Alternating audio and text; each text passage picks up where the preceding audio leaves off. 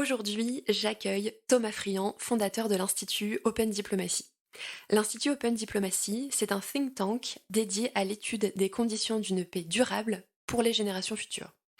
Avec Thomas, nous avons parlé de thématiques plus transverses que ce que nous vous avons proposé jusqu'ici.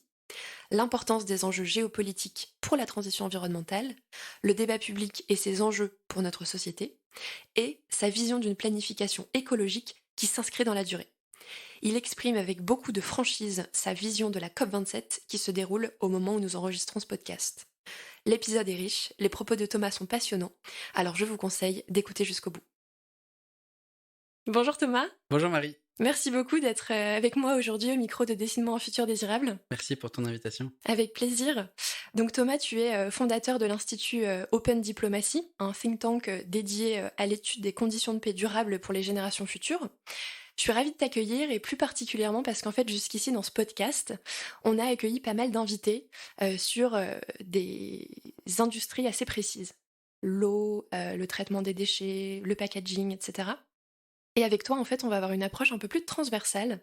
On va discuter de moyens pour pouvoir agir au service de la transition environnementale. J'espère que je serai à la hauteur, on va essayer. J'ai pas trop de doute là-dessus. Alors, avant de commencer et de rentrer dans le vif du sujet, j'aimerais bien que tu te présentes, mais sans me parler de ton métier. Je sais que c'est une question difficile pour commencer, mais je suis sûre que tu vas y arriver. Alors, que je me présente sans parler de mon métier. Eh bien, je suis un père de famille tout jeune. J'ai une petite fille de 1 an, ce qui est un peu devenu mon centre de gravité, avec mon épouse évidemment, parce que ça m'oblige à être constamment focalisé sur l'essentiel. Je parle pas de mon métier, mais ça en dit long sur mon métier. Penser un peu le temps long et accompagner des personnes qui sont plus vulnérables.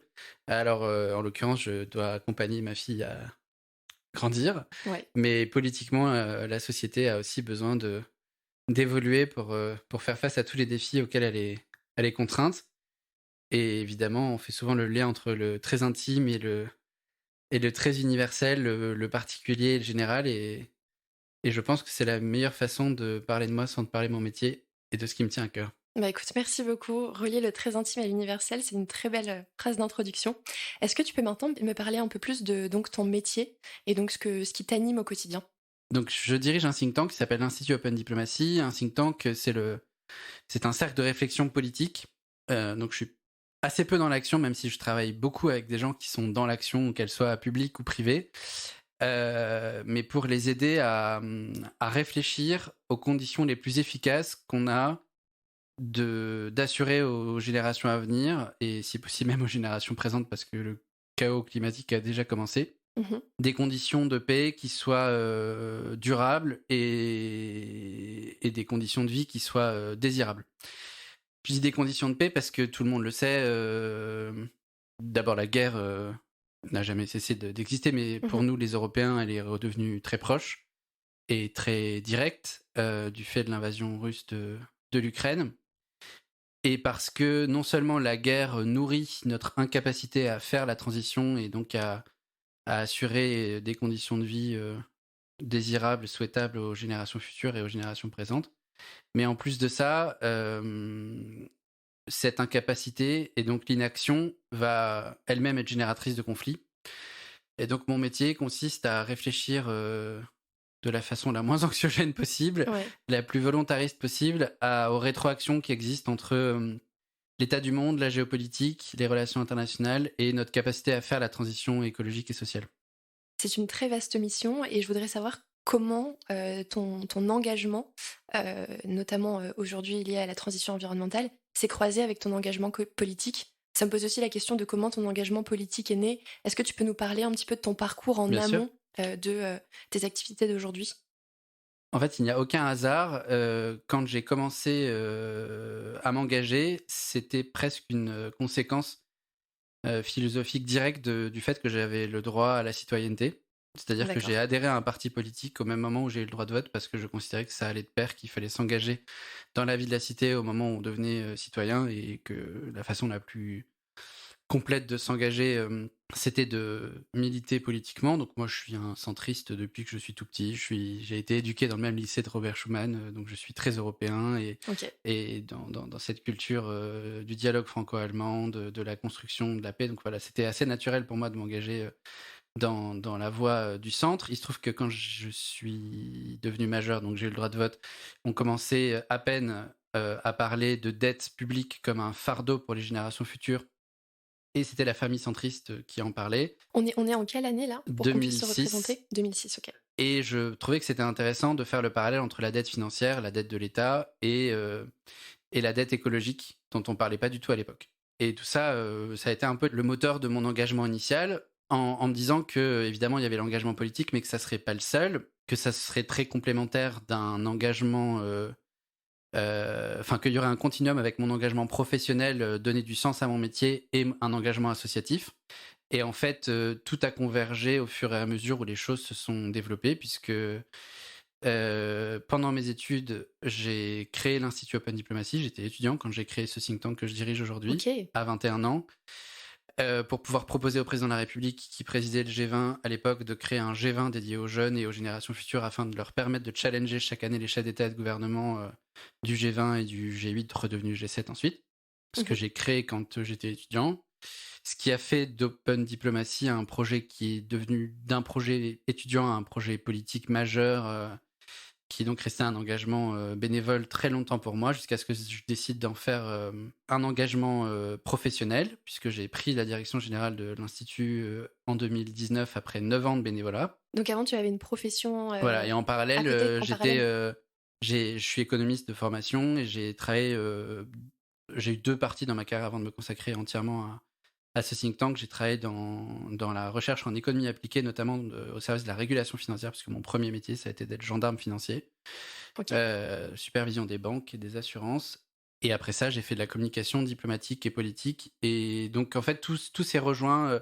Je suis devenu citoyen, j'ai tout de suite pris un engagement politique qui avait du sens pour moi. Il s'est complété et jamais opposé avec un engagement associatif qui est d'ailleurs transpartisan, qui est fondamentalement politique, parce que réfléchir à ces enjeux de paix et de transition, c'est très politique, mais l'Institut Open Diplomacy n'a pas d'affiliation partisane, c'est au contraire une organisation qui est très pluraliste. Et donc, c'est assez difficile d'expliquer qu'on a à la fois des convictions et un engagement d'être encarté, et qu'en même temps, on travaille avec plein de partis politiques différents dans son métier. Et puis, c'était d'abord un engagement associatif, et ça s'est substitué ensuite à ma vie de haut fonctionnaire dans la régulation financière. Donc, tout a convergé fin 2019, début 2020, juste avant la crise du Covid, quand j'ai décidé de me consacrer à temps plein à ce qui... Et maintenant, à la fois ma façon de m'engager en politique à moi, c'est-à-dire de diriger ce think tank qui est une association formellement, de faire vivre ce think tank qui est au cœur du débat politique et de la vie des idées, et d'en faire mon métier. Et je dois dire que la série de crises qu'on enchaîne depuis ce moment-là, c'est-à-dire la crise sanitaire mondiale et toutes les conséquences internationales que ça a eues, la guerre en Ukraine, naturellement, et l'accélération des dérèglements climatiques, tout ça est assez anxiogène, mais ne fait que donner du sens de plus en plus dur et vif chaque jour à mon métier. Donc, j'essaie de rester focalisé sur ce travail d'éclairage du débat public. Est-ce que quand tu as repris en fait la tête, ou si je peux dire tu as pris la tête d'Open Diplomacy, c'est parce que quelque part tu avais aussi un projet un peu plus fort, peut-être une volonté plus forte, une vision, je sais pas quel mot donner à ce concept, qui t'animait? Alors, pas tout à fait. En réalité, ce qui s'est produit, c'est que je présidais l'association depuis 9 ans. On arrivait à un moment où j'avais prévu de m'arrêter, de m'engager bénévolement, parce que 9 ans d'engagement bénévole de très haute intensité, c'est assez fatigant. C'était le moment de la présidence française du G7, donc je présidais à nouveau le G7 des jeunes sous le patronage du président de la République. Je m'étais dit que c'était une très belle façon de boucler la boucle après avoir créé l'association pour créer le G20 des jeunes. Et j'allais passer la limite d'âge de possibilité pour les jeunes de participer à la vie diplomatique, donc je m'étais dit que j'allais raccrocher les gants. Et en fait, il s'est passé exactement l'inverse. C'est-à-dire que j'ai réalisé que, d'une part, j'avais appris suffisamment de choses, notamment à lever des fonds, à gérer des projets, à interagir avec des acteurs politiques très compliqués pour pouvoir faire de ce projet qui était à l'origine un projet étudiant, un projet professionnel. Donc j'avais acquis les compétences utiles pour en faire un vrai projet pro qui a de l'impact. Et deuxièmement, je pense que quand j'ai créé le G20 des jeunes sous le patronage de Nicolas Sarkozy en 2011, je me rendais pas compte que ça allait avoir cette portée. Ok. Tu te disais quoi à l'époque? Et ben, je pense que j'étais un peu timbré parce que on s'est retrouvés à être en fait les challengers officiels des chefs d'État et de gouvernement du G20, à leur faire des recommandations sur le système international, sur ce que les jeunes attendaient, etc., etc. Évidemment, beaucoup de travail pour pouvoir crédibiliser le projet, pour pouvoir convaincre, s'auto-convaincre d'abord qu'on avait toute légitimité à faire ça. Je veux dire, on est en 2011, la notion de participation démocratique, elle est faible. Dans le champ diplomatique, elle est nulle.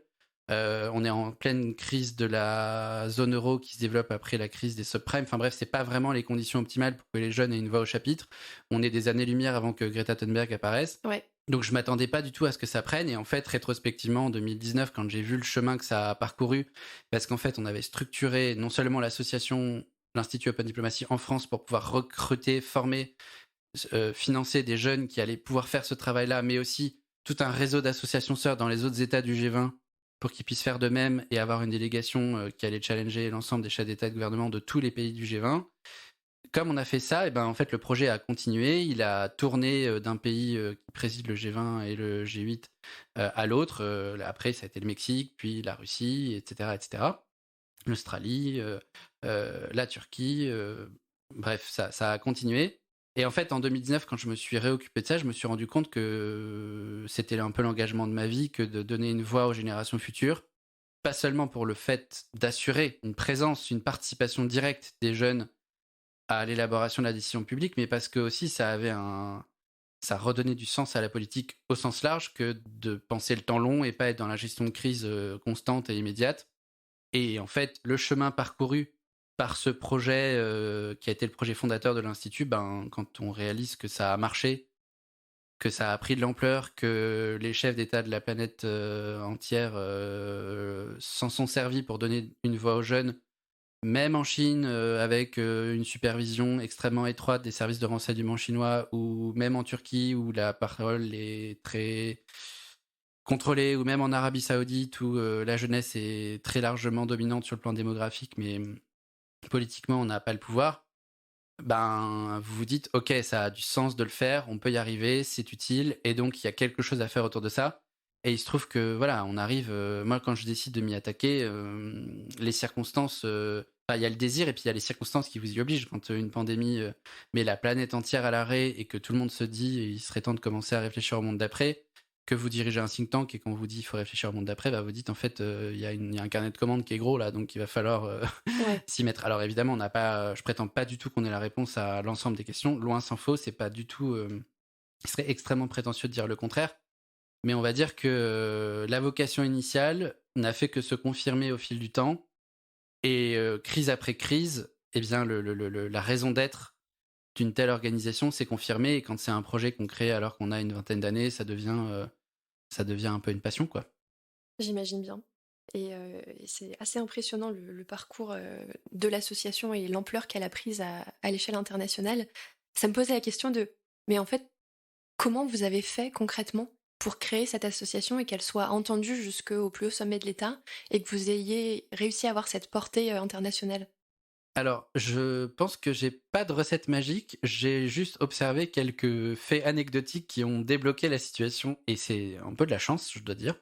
Ouais. Il se trouve que le G20 est une organisation qui... Enfin, ça n'est pas une organisation, c'est un club de dirigeants, c'est très informel, et c'est le président du groupe, qui est une présidence tournante, qui anime la vie du groupe.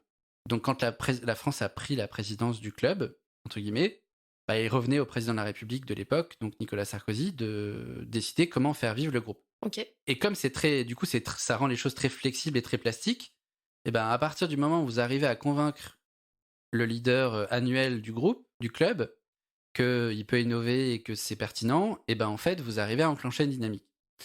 Il se trouve que Nicolas Sarkozy n'a pas vraiment été élu sur un programme de démocratie participative. Il a même plutôt battu son adversaire qui portait cette logique-là en présidentielle de 2007. Mais il y a eu deux circonstances favorables qui ont joué pour notre projet. La première, c'est que au même moment qu'avec quelques jeunes en France et puis tout un réseau international qu'on était en train de préparer pour faire en sorte que ça fonctionne si le projet était validé, le patronat et les syndicats de part et d'autre allaient proposer au président de la République de créer d'autres groupes miroirs du G20 et du G8 pour pouvoir dialoguer avec la société civile. Et donc, en fait, on s'est retrouvé à l'Élysée avec Laurence Parisot qui présidait le MEDEF, les syndicats qui s'étaient organisés au niveau du G20 et nous. Et donc, Et vous il y vous avait étiez déjà fait connaître quelque part quand même de ce Pas du tout, monde nous on sortait politique? de nulle part et je dirais même, moi j'avais plutôt un handicap, c'était que comme j'étais engagé à l'UDF puis au MoDem à l'époque, j'étais politiquement, entre guillemets, dans l'opposition. Mmh. Donc je suis arrivé à l'Élysée, j'avais un gros dossier de la DGSI sur le bureau du haut fonctionnaire qui me recevait en me disant voilà, c'est quoi votre projet vous qui êtes dans l'opposition.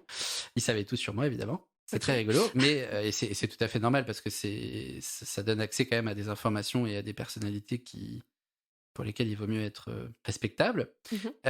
Mais comme il y avait cette espèce d'effet d'élan de la société civile qui voulait contribuer à la gouvernance économique mondiale et à son aptitude à anticiper les risques, à prendre en compte les enjeux des employés, des salariés, des travailleurs, de leurs décisions et l'impact que ça allait avoir sur les entreprises. Et pour nous, ce qui nous concerne, la voix des générations futures dans un contexte où l'emploi des jeunes était un sujet d'une très très grande préoccupation à ce moment-là, hein. Je rappelle, en macroéconomie, on sait assez naturellement que les premières victimes des crises, c'est généralement les plus jeunes.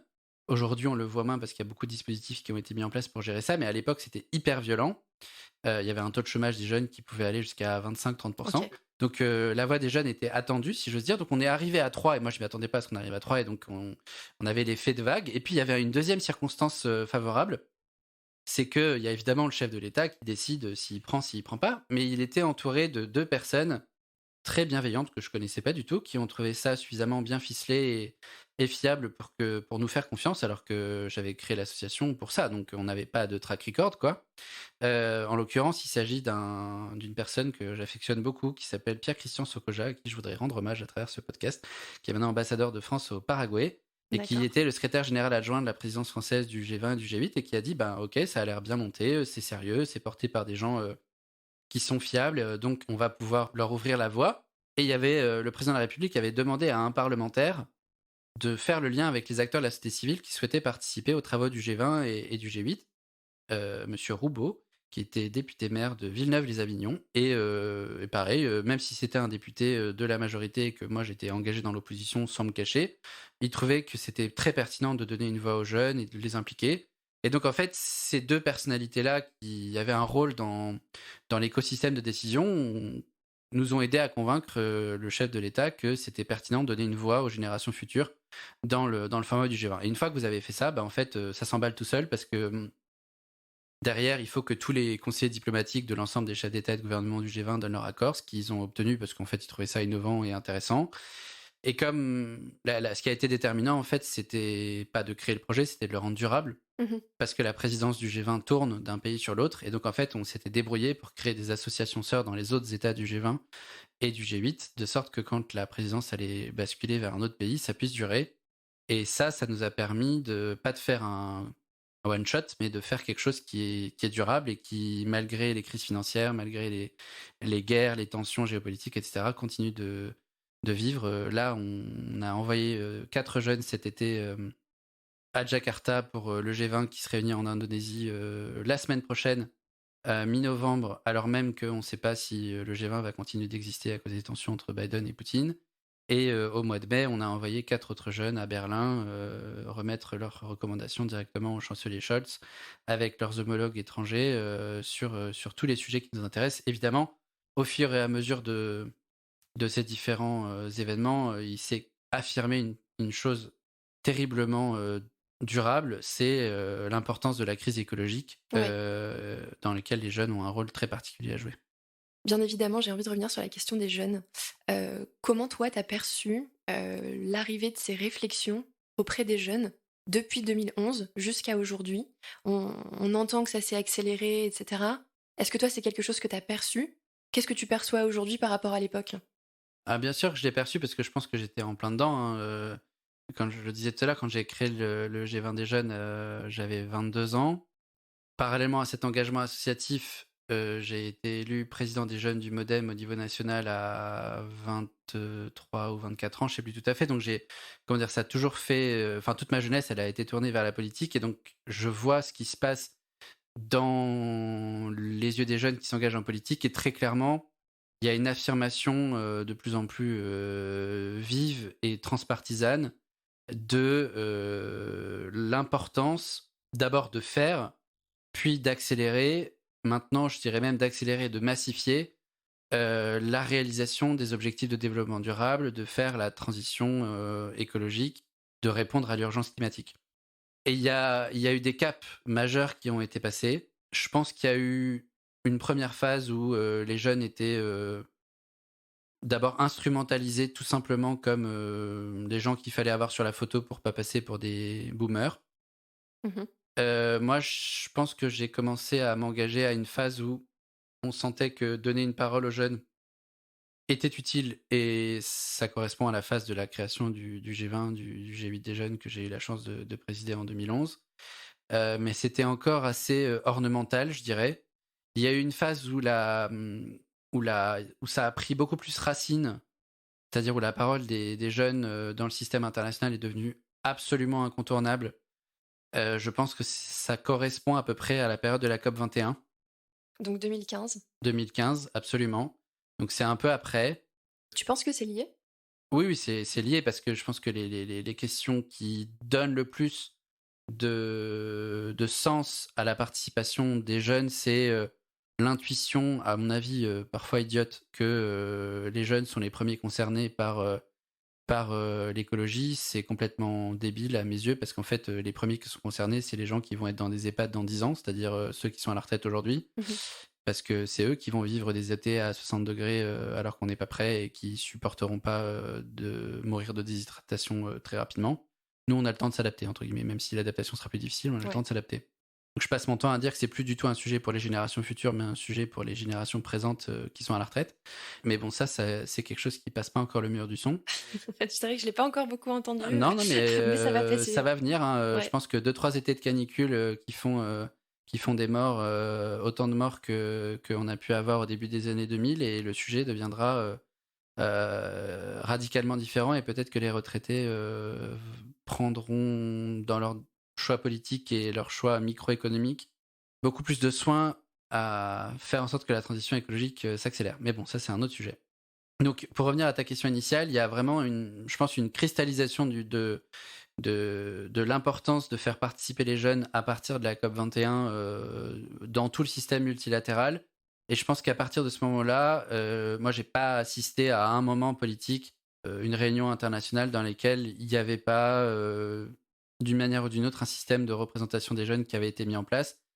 Il se trouve que pendant toute la phase que je viens de décrire, le G20 des jeunes que j'ai eu la chance de créer avec l'Institut Open Diplomacy a vécu, et donc on a pu être témoin aussi de la montée en puissance de ce G20 des jeunes qu'on appelle le Y20 comme Youth 20, Mhm. pareil en format G7, qui se matérialise de façon très concrète, c'est-à-dire que quand on a créé le G20 des jeunes sous le patronage de Nicolas Sarkozy, on n'a pas pu voir le chef de l'État directement, on a pu voir tous ses conseillers, on a pu échanger avec différents ministres, etc.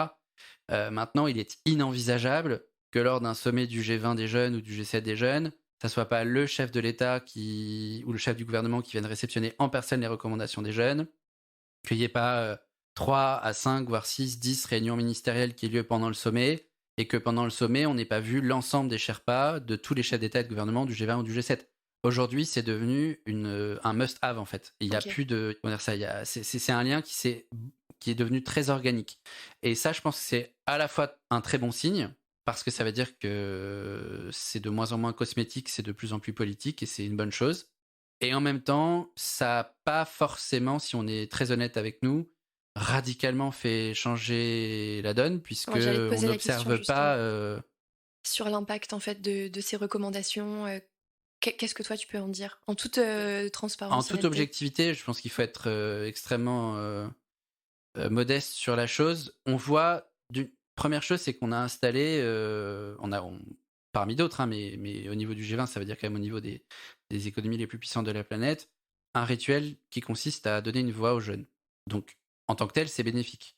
Mais ça, c'est bénéfique, mais c'est c'est bénéfique si ça a un impact. Donc il fallait le faire, mais c'est une condition nécessaire, mais pas suffisante. Quand on regarde l'impact que ça a pu avoir, je pense qu'il y a eu des petits impacts, enfin petits. Sur certains sujets, c'est très très important. Je me rappelle quand j'ai accompagné, puisque je truste pas le siège des jeunes tous les ans, je suis plutôt un peu le coach de l'équipe de France maintenant.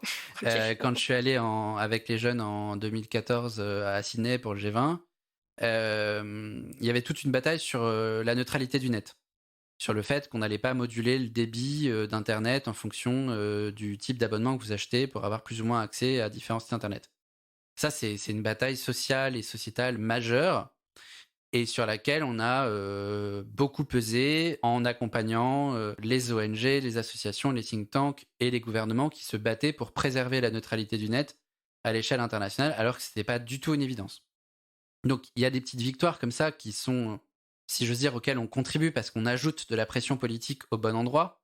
Je pense pas qu'on puisse se les attribuer, mais on y contribue. Mhm. Et puis après, il y a des très belles avancées comme ça. Je pense aussi que sur les questions d'égalité entre les femmes et les hommes, on a réussi à faire émerger ce sujet-là dans le format G7 où il n'était pas trop traité. Et puis il y a eu une ambition de plus en plus forte sur ces questions-là. Et maintenant, c'est devenu un sujet constant. Mais si on prend le sujet environnemental, puisque c'était peut-être là le nœud Ouais. de la conversation, moi, je suis très amer. Je me rappelle quand j'ai créé le G20 des jeunes en 2011, on était quasiment au même moment que la catastrophe de Fukushima. Et donc, j'arrêtais pas d'écrire à tous les conseillers possibles dans les différents ministères à l'Élysée qu'il fallait absolument une réunion d'urgence des ministres de l'environnement du G20 ou des ministres de l'énergie pour pouvoir se doter de mécanismes de gestion de crise internationale par rapport à ce type de catastrophes qui ont des retombées mondiales et qui aussi créent beaucoup de défiance sur le nucléaire, alors qu'on a besoin du nucléaire pour faire la transition énergétique.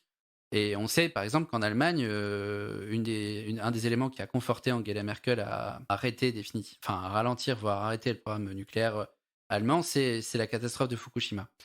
Donc on plaidait pour qu'il y ait une réunion des ministres de l'environnement du G20, et ça n'a pas eu lieu. Et il n'y en a jamais eu avant le G20 d'Osaka en 2019.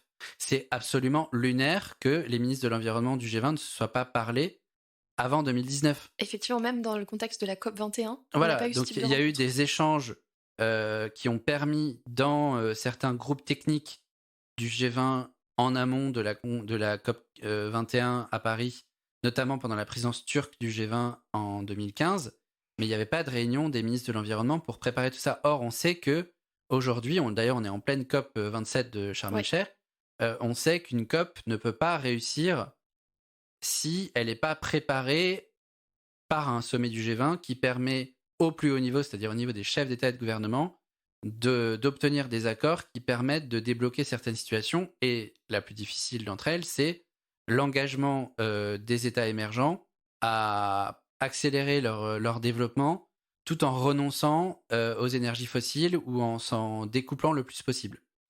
Et c'est probablement une des raisons de l'échec programmé de la COP 27 de Sharm el-Sheikh, c'est que la présidence indonésienne du G20 de cette année était absolument pas capable de mettre ce point à l'ordre du jour avec l'Inde, avec la Chine, qui l'année dernière avait complètement fait un blackout sur ça au moment de la COP 26 de Glasgow, alors même que l'année dernière, en 2021, il a fallu la présidence britannique du G7 en tandem avec la présidence italienne du G20, qui co-présidaient tous les deux la COP26 de Glasgow pour aller convaincre un maximum d'États émergents de s'engager sur ces sujets-là avec un succès aussi mitigé que celui qu'on connaît à la COP26 de Glasgow. Mhm. Donc tout ça pour dire que nous qui poussons au niveau des jeunes pour que cette transition s'accélère le plus vite possible, notamment qu'on supprime totalement les subventions publiques directes ou indirectes aux énergies fossiles qui, juste pour info, représente 5 900 milliards de dollars par an, c'est-à-dire 3 fois plus que ce qu'il ne faut pour réaliser la totalité des objectifs de développement durable des Nations Unies. Voilà, on pousse sur des propositions comme ça. Et ben, ce qu'on observe, c'est que 10 ans, 12 ans de pression n'auront pas suffi de la part des générations futures, n'auront pas suffi à faire en sorte que les gouvernements bougent. Et pour une raison assez simple qui n'enlève rien à l'engagement des jeunes et qui ne montrent pas qu'ils n'ont pas d'impact. C'est juste qu'il y a aussi, on donne pas à boire à un âne qui n'a pas soif, quoi. J'avais envie de rebondir sur, justement, tu parlais de la COP27 et tu soulignais le fait que, bah, en fait, on pouvait présumer en amont que ça n'allait pas donner l'effet escompté. Pourquoi est-ce que encore au bout de 27 COP, quand on se dit: «Ça va pas avoir l'effet escompté», pourquoi est-ce qu'on le laisse agir et que finalement on peut déjà se dire que ça va pas fonctionner? Pourquoi est-ce qu'on n'arrive pas à se positionner plus en amont et à faire quelque chose? Je parle de «on», je sais pas très bien de qui je parle, mais pourquoi est-ce que peut-être à l'échelle internationale, on n'a pas, ce type d'action? Good cop, bad cop, that is the question. C'est la question que je suis obligé de me poser tous les ans. Donc, elle est parfaitement valide et elle est d'autant plus valide cette année que la présidence égyptienne de la COP 27 doit se confronter à ce qu'on peut appeler un échec annoncé en diplomatie. Il y a plein de questions dans ta question, donc je vais essayer Oui, de parce qu'il y découper. avait plein de contenu. Bien sûr, et c'est vraiment un sujet extrêmement complexe. Je pense qu'on peut parler d'échec annoncé parce que je vais prendre un chiffre pour le montrer, c'est qu'il a fallu 40 heures de négociation au début de la COP pour se mettre d'accord sur l'agenda de la COP. D'accord, effectivement. Sur l'agenda, c'est-à-dire l'ordre du jour, en quelque Oui, sorte. bien sûr. Donc ça montre déjà qu'il y a à minima un niveau de tension entre les parties prenantes, c'est-à-dire les États, qui est extrêmement élevé sur les enjeux. Ce niveau de tension, il est très nettement rehaussé par la guerre en Ukraine, bien entendu, pour deux raisons. D'abord parce qu'elle a considérablement complexifié la transition énergétique des États, des économies avancées, en créant de l'inflation et une précarité sociale qui rendent plus difficile l'acceptabilité de la transition, Ouais. même s'il a accéléré notre obligation de nous confronter au défi de la sobriété. Ça, c'est un point positif, mais bon, on aurait préféré ne pas avoir besoin d'une guerre pour ça. Et aussi parce qu'elle a généré une précarité, notamment alimentaire, voire une insécurité alimentaire, voire des famines mortelles dans beaucoup d'États de la planète, qui rendent la question de la lutte contre les dérèglements climatiques secondaire aux yeux de nombreux États, qui par ailleurs font porter le chapeau à la demande de la Russie ou pour des relents anticoloniaux aux États occidentaux, en mode vous êtes responsable de ce qui se passe en Ukraine et de l'invasion de la Russie, et vous êtes donc responsable des famines qui en découlent. Et on parle pas de trucs théoriques, hein, on parle concrètement de potentiellement 18 millions de morts au Sahel d'ici la fin de l'année. Je sais pas si tu te rends compte ce que Ouais, c'est c'est 18 millions de monstrueux, morts. c'est énorme.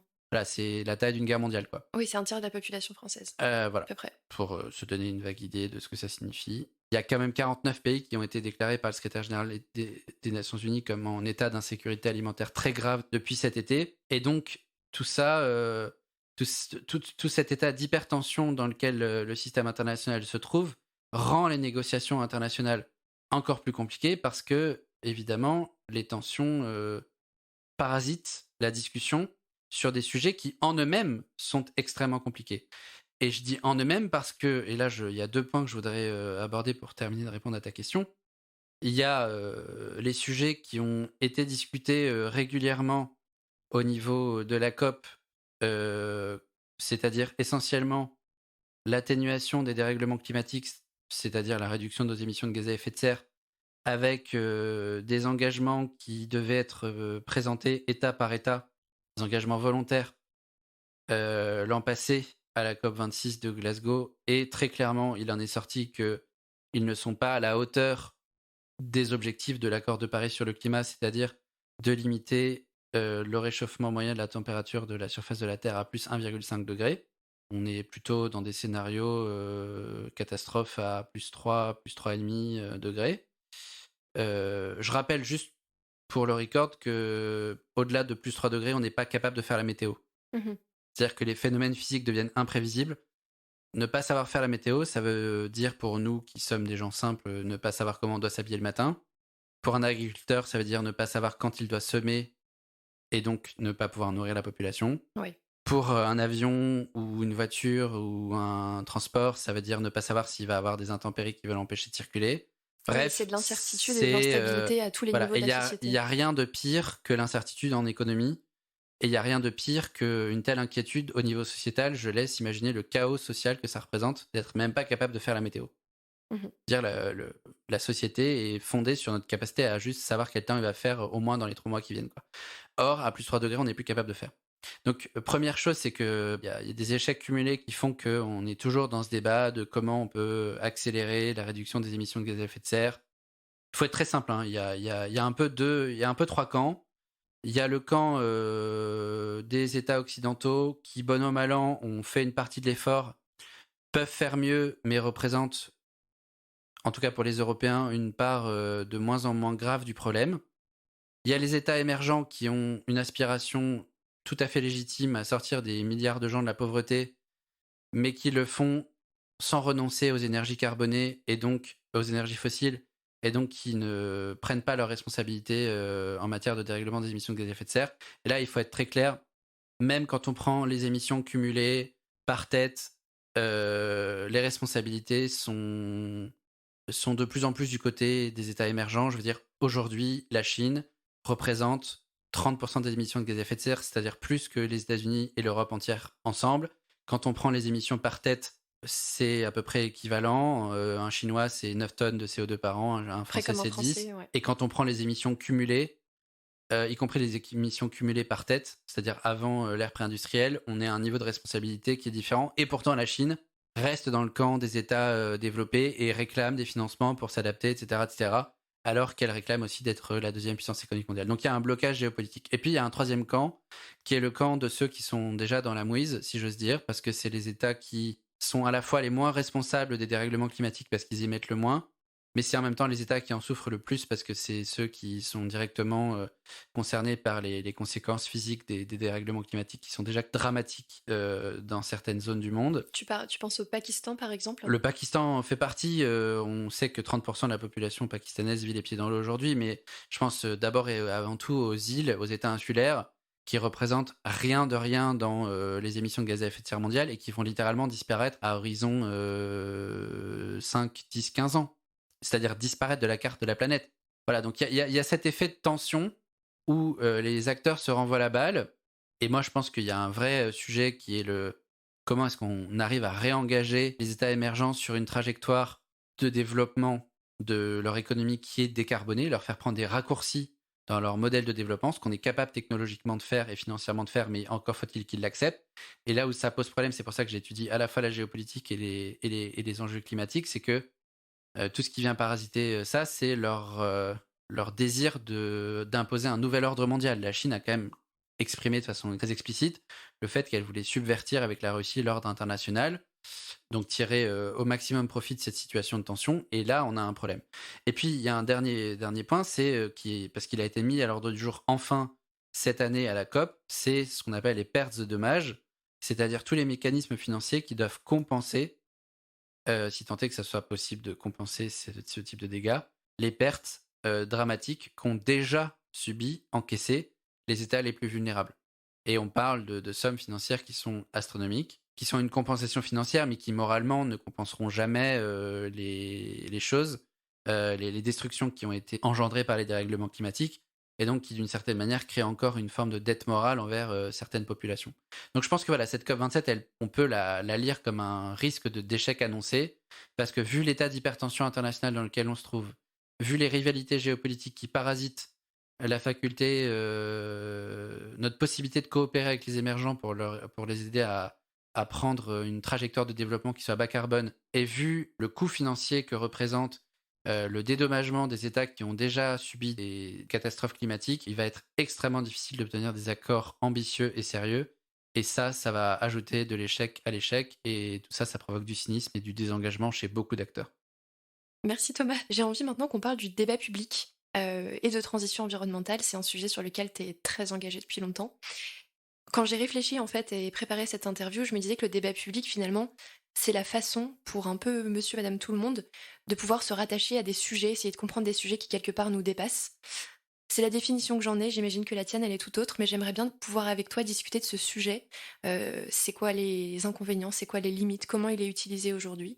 Mais ma première question, c'est concrètement, quelle est ta définition à toi du débat public? J'aime bien ta définition du débat public et je l'adopte telle quelle parce que je pense que c'est une très, très jolie façon de poser les termes du sujet. depuis Rousseau, on sait que la démocratie, c'est pas le pouvoir de l'ensemble du peuple, mais c'est le défaut de la démocratie représentative, c'est de déléguer le pouvoir à une certaine population qui va gérer les affaires de la cité, et puis de pouvoir lui reprendre le pouvoir de façon régulière pour orienter ses décisions. Mais c'est pas parce qu'on a inventé la démocratie représentative que les citoyens sont pas des responsables politiques à part entière. Pour moi, chaque citoyen est un responsable politique à part entière. C'est pas un responsable politique qui gouverne ou qui légifère, mais il fait des tas de choix. Il épargne, donc il choisit où son argent va être investi par sa banque ou par son assurance. Il consomme, donc il choisit quel type d'entreprise il rémunère. Et évidemment, il choisit quel type de produit ou de service il consomme. Il s'informe et donc il développe plus ou moins de connaissances pour pouvoir faire des choix éclairés et transmettre ces connaissances aux générations futures. Et ça, je pense que cette définition du citoyen comme un responsable politique à part entière, c'est précisément ce qui illustre, à mes yeux, ta définition du débat public, c'est de se dire, OK, ça doit permettre à chacun et à chacune de resituer sa situation individuelle ou familiale, ou collective quand on dirige une organisation, par exemple, Mhm. que ce soit une association, une collectivité, une entreprise, peu importe, dans un contexte qui nous dépasse, qui est censé être gouverné par l'intérêt général. Et pour moi, la qualité du débat public, c'est probablement ce qu'il y a de plus précieux en démocratie. Et je voudrais prendre un exemple pour conclure sur cela et souligner l'importance de ta question. Au moment où on enregistre ce podcast, c'est le résultat des élections de mi-mandat aux États-Unis, Ouais, les midterms. les midterms. On voit à quel point la détérioration du débat public aux États-Unis, c'est-à-dire l'émergence maximale de la violence politique, le déni de la vérité, le refus des faits scientifiquement établis, Le déni le des refus médias, de toute forme de décence et de respect Ouais. des idées divergentes, une forme de négationnisme, une forme aussi d'exclusion volontaire de certaines catégories de personnes du champ politique. Tout ça, toute cette dégradation du débat public, c'est un affaissement terrible de la démocratie et c'est le terreau le plus fertile de n'importe quel régime autoritaire. Et donc, quelles que soient les formes institutionnelles dans lesquelles la démocratie s'exerce, que ce soit une monarchie parlementaire, une république présidentielle ou une république parlementaire, peu importe, quand le débat démocratique est un encéphalogramme plat, on peut assez rapidement imaginer une mort cérébrale de la démocratie et ça, c'est très, très, très dangereux. Et là, tu nous parlais donc de l'exemple américain. Comment tu perçois aujourd'hui, toi, l'état du débat public aujourd'hui en France? Je suis assez pessimiste pour, disons, 3 raisons. La première, c'est que, comme dans beaucoup d'endroits de la planète, on a laissé le débat public, le débat démocratique, un peu dégénérer à cause d'évolutions technologiques qui l'ont transformé. Il y a des infrastructures du débat public. Le podcast qu'on est en train de faire en est une, par exemple, mais de façon plus générale, il y avait des médias, il y a des espaces publics dans lesquels on peut délibérer, débattre, réfléchir, sans forcément avoir de décision à prendre, mais juste échanger des informations, se forger une opinion. Et il y a des nouvelles infrastructures du débat public qui ont émergé avec les réseaux sociaux, Tu penses Twitter par exemple, pour ne citer que celui-ci, qui ont en fait comme modèle économique pas d'encourager la vertu du débat public, mais précisément l'inverse. Moi, j'ai passé une bonne partie de ma carrière à écrire un traité international qui a été adopté par une quarantaine d'États aux Nations Unies sur ce sujet, qui pose le problème sur un doigt très précis, le modèle économique des plateformes de réseaux sociaux. Il est basé sur le fait de maximiser l'attention des personnes qui y participent, pour ce faire, donc, de diffuser des nouvelles qui sont les plus choquantes ou interpellantes possibles, ou qui créent le maximum d'invectives. Et donc, fondamentalement, le modèle économique de ce qui est le principal espace du débat public dans les démocraties occidentales, il est fondamentalement antidémocratique parce qu'il focalise volontairement l'attention, il capte l'attention sur des épiphénomènes, des éléments violents, parfois au détriment de la vérité. Donc ça, c'est une première caractéristique qui vaut pour beaucoup d'États, mais qui est vrai aussi en France.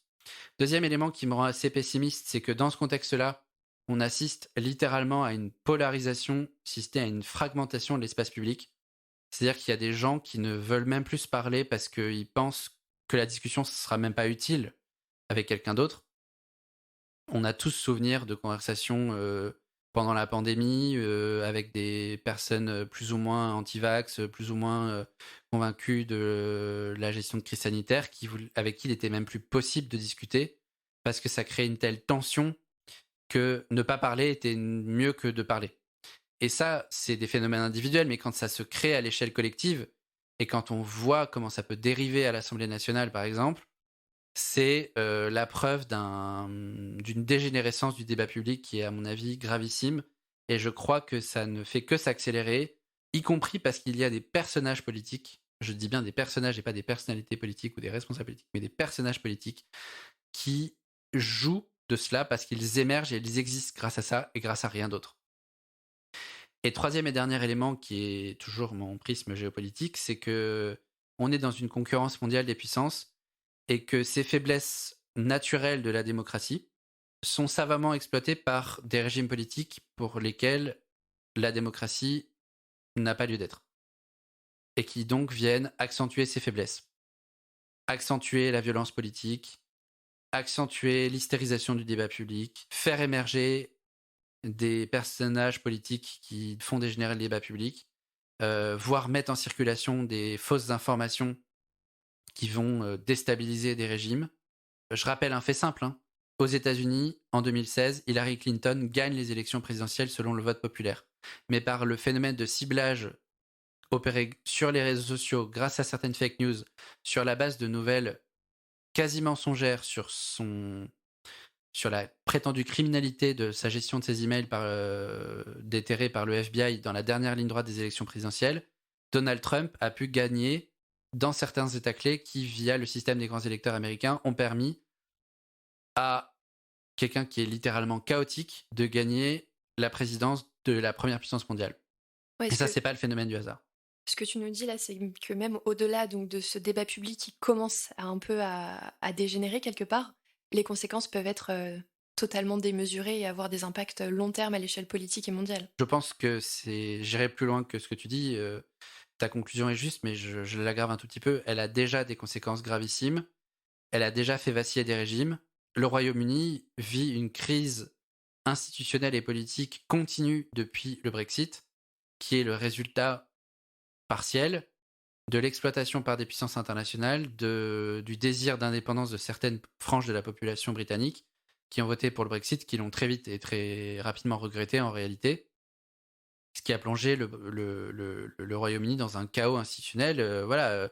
Ça fait à peine 2 semaines que Rishi Sunak a été nommé Premier ministre. Il a déjà des ministres qui démissionnent. Ouais, et sa prédécesseuse, Liz Truss, a duré 44 jours, dans un contexte où l'Irlande du Nord veut rejoindre l'Irlande du Sud, ou presque, où l'Écosse prépare un deuxième référendum d'indépendance pour rejoindre l'Union européenne, et où il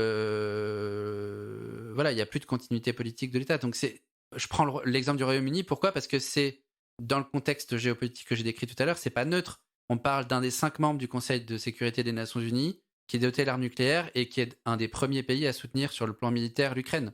Oui. Créer de l'instabilité politique durable dans ce pays, le rendre quasiment ingouvernable de façon volontaire en profitant des failles de la démocratie, et ben en fait, ça a des effets dévastateurs.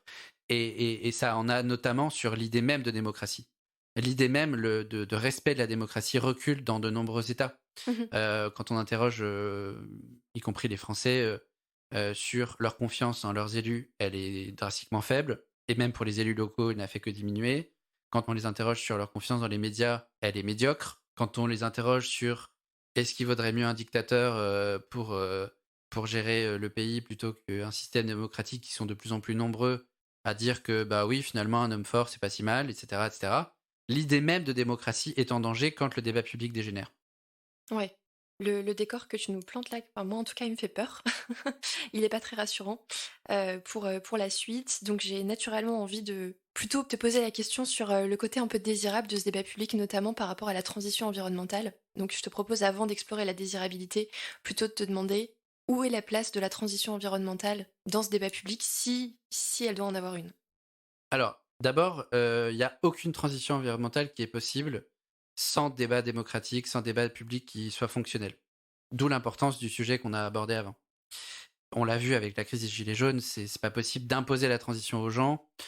Le totalitarisme vert, je laisse ça aux adorateurs du Parti communiste chinois. C'est pas du tout mon délire et en tout cas, à mon avis, en Europe, ça peut pas du tout se produire. Pourquoi ça peut pas se produire selon toi? D'abord parce que ça ne doit pas se produire, tout simplement sur le plan philosophique. Et ensuite de ça, parce que toute forme de totalitarisme, quels que soient les objectifs qu'ils poursuivent, que ça soit pour éliminer les juifs ou pour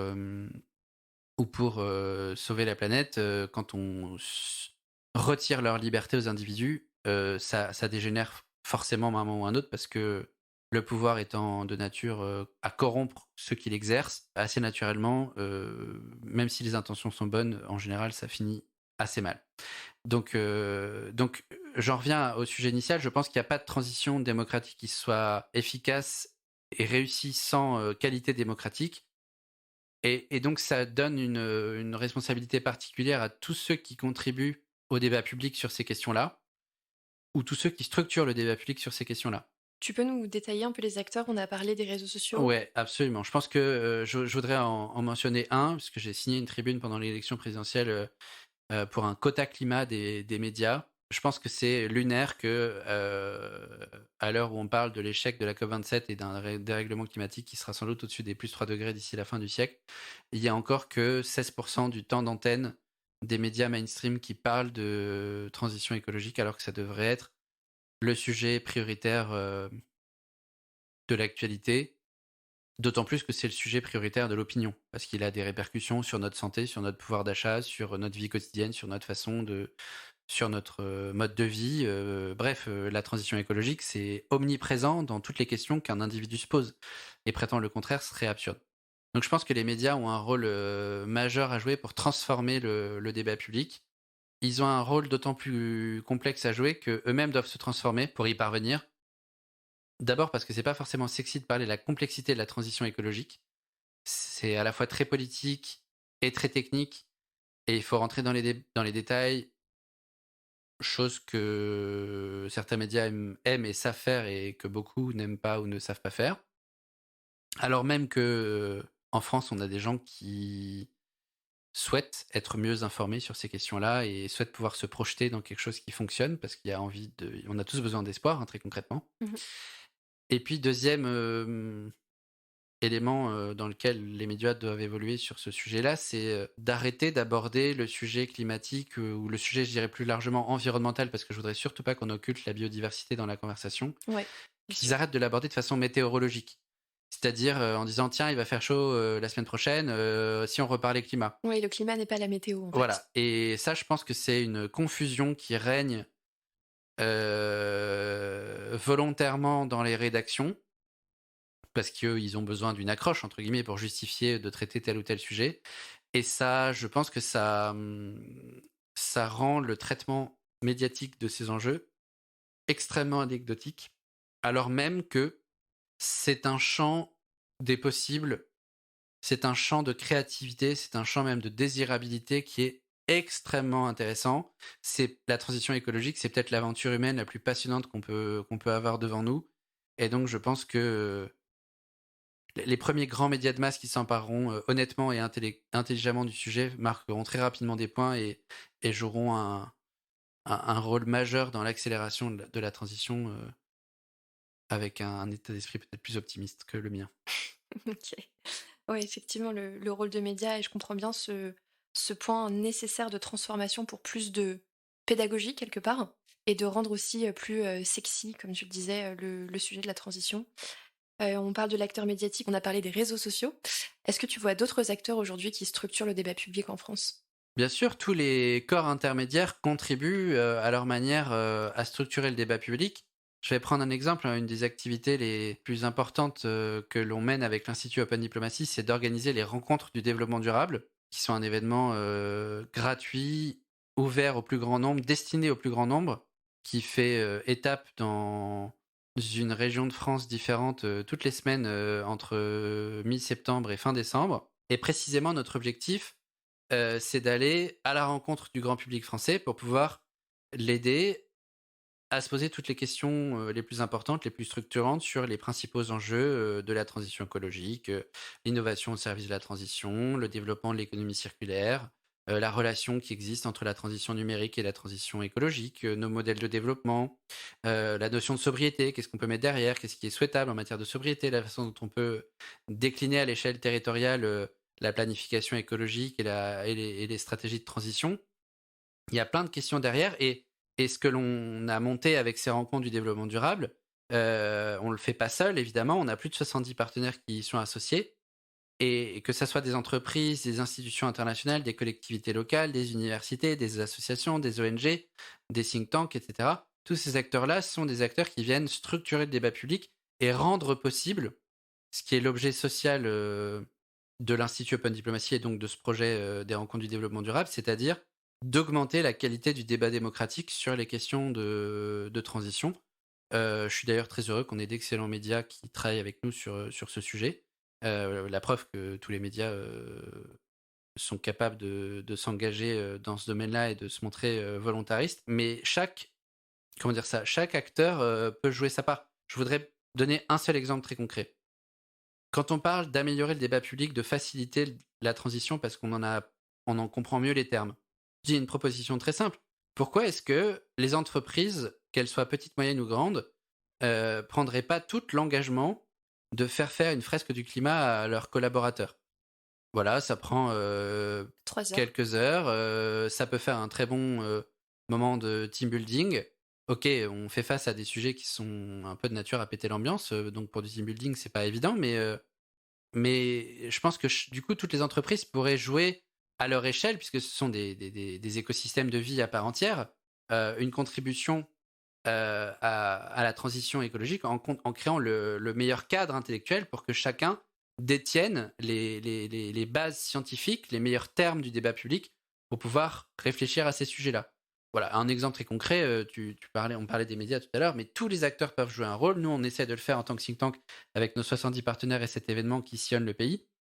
Mais tous les corps intermédiaires peuvent y contribuer, les entreprises avec la fresque, les associations, les collectivités peuvent faire de même. C'est essentiel que chacun joue son rôle de la même manière que je disais tout à l'heure que chaque citoyen est un responsable politique à part entière. Ouais. Quand je t'entends parler d'augmenter la qualité du débat public, ça me pose la question un peu de la mesure. Comment toi, tu mesures l'impact quelque part des débats publics que tu peux organiser? Alors, nous, on a des mesures qui sont assez élémentaires. C'est le nombre de personnes qui viennent à l'événement et savoir, quand on leur pose la question à la fin, s'ils se sentent grandis intellectuellement parce qu'ils ont entendu. Plus il y a de volume et plus la progression en termes de sentiment de connaissance des sujets est importante, plus on a réussi notre travail. Mais de façon générale, cette question de l'impact, l'indicateur de qualité du débat public, elle est vitale en démocratie. Je pense que c'est la question que se posent tous les think tanks, comme toutes les organisations comme celle que je dirige. Et on pourrait prendre des mesures qui sont très simples.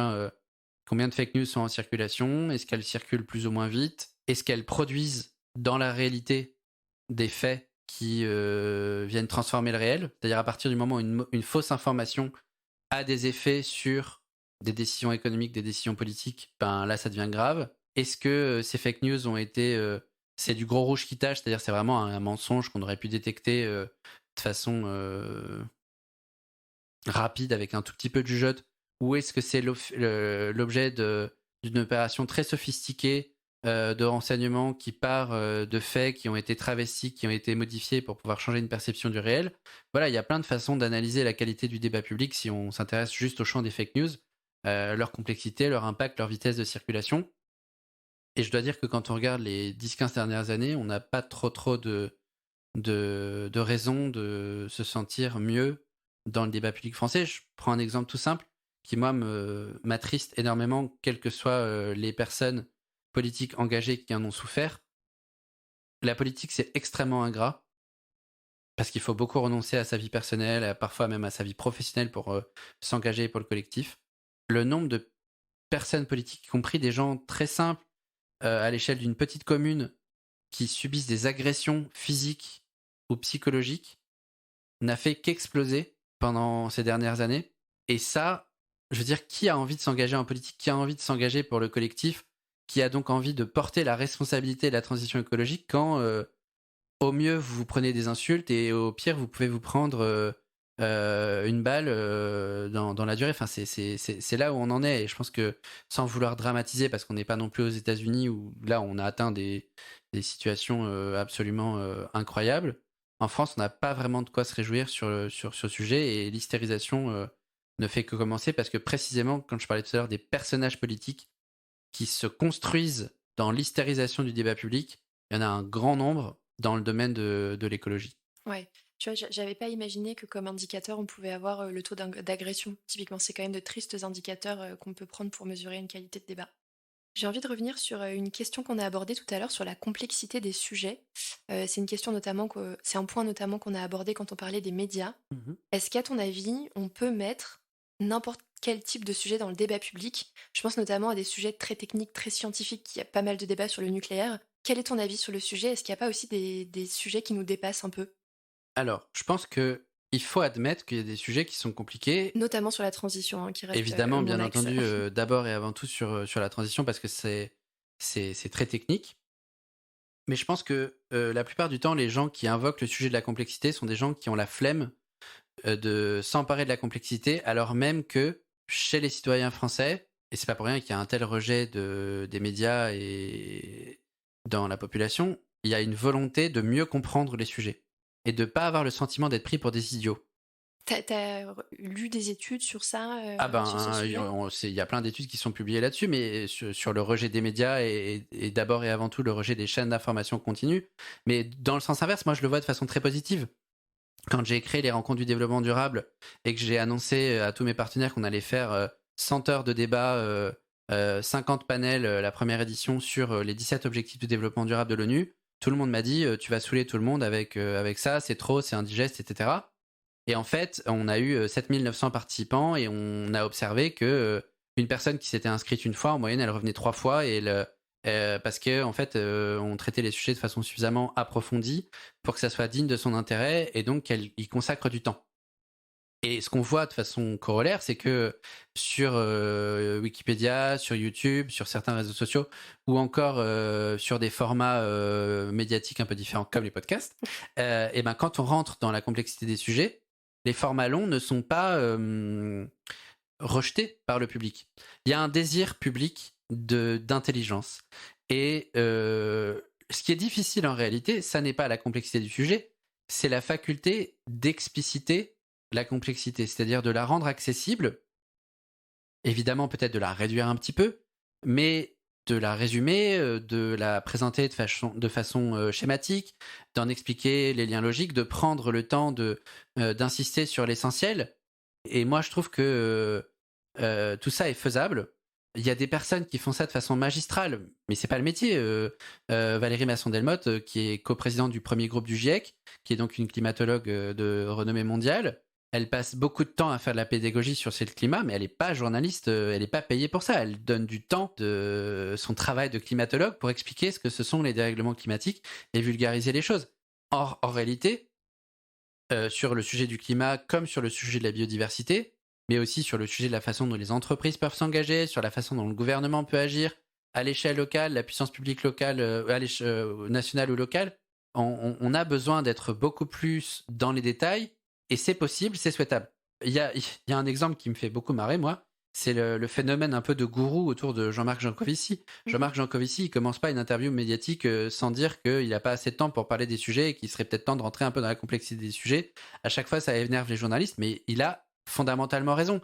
Et je connais pas un ingénieur des mines qui a autant de followers sur YouTube que Jean-Marc Jancovici. Oui, donc je crois pas du tout à cette théorie que la complexité serait un repoussoir ou un élément d'échec du débat public. Je pense que ce qui est un élément réel et pas tenté d'échec du débat public, c'est de ne pas essayer de s'attaquer à la complexifier, de la rendre accessible, de la rendre démocratique, tout simplement, en prenant le temps de transformer la connaissance en de l'information, c'est-à-dire des éléments de savoir qui sont faciles à véhiculer et qui permettent d'instruire la décision publique et les décisions individuelles.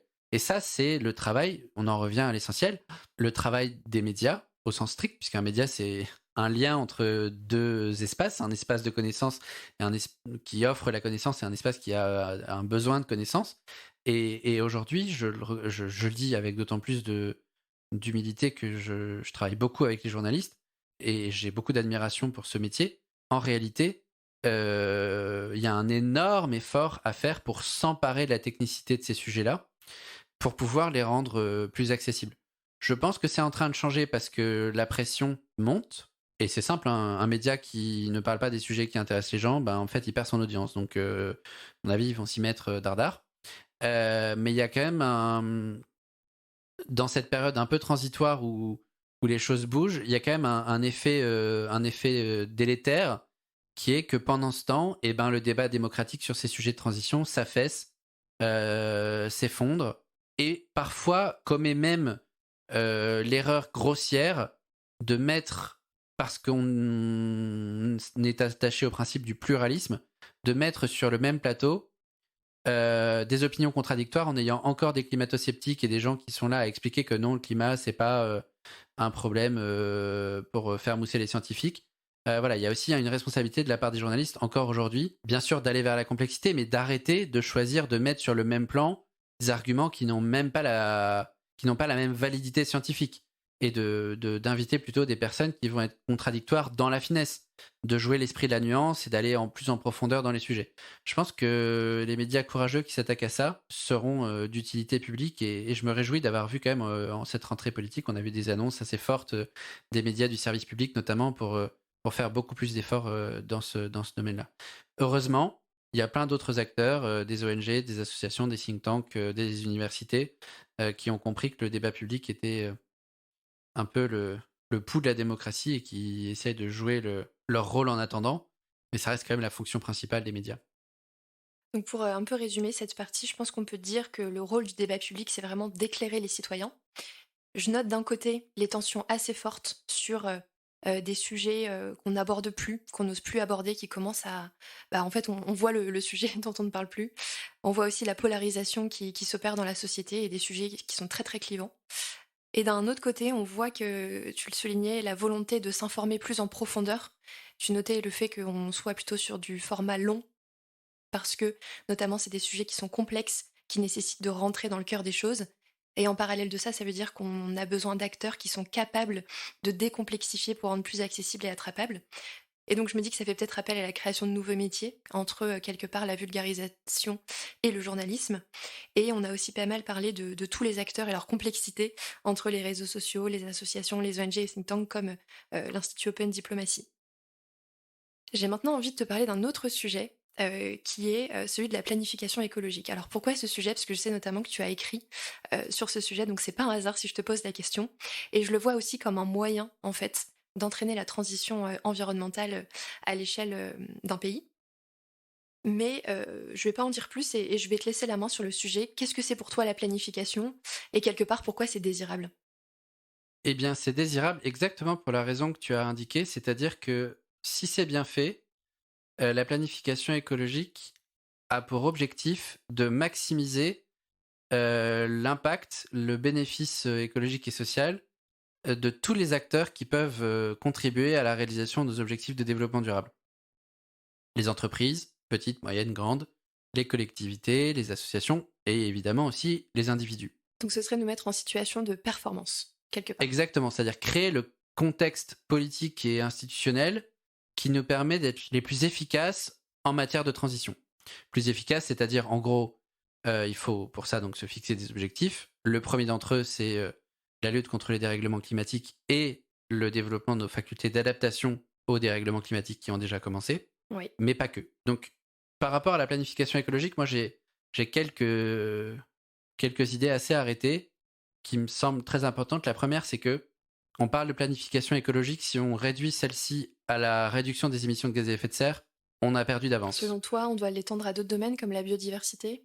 Non seulement la biodiversité, mais je pense que l'écologie, c'est beaucoup plus que juste les gaz à effet de serre. Oui, c'est vrai qu'on a le débat public justement qui tourne beaucoup autour du CO2 en fait. Voilà, exactement. Et en réalité, on l'a vu avec... je reviens à la crise des Gilets jaunes, on a vu que quand on impose la taxe carbone parce qu'on a l'objectif prioritaire de la réduction des émissions de gaz à effet de serre en tête, on n'a pas forcément anticipé à quel point ça pouvait avoir des effets politiques et sociaux qui sont gravissimes et qui ont rendu quasiment impossible le fait même de gouverner pendant plusieurs mois. Or, vu l'urgence climatique, cela est absolument impensable. Et donc, la planification écologique, je crois que cette dimension-là, en tout cas en France, commence à être plutôt bien traitée, puisque la Première ministre a annoncé une trentaine de chantiers pour y parvenir, doit avoir des objectifs assez larges qui dépassent la stricte réduction des émissions de gaz à effet de serre dans la perspective de la neutralité carbone en 2050.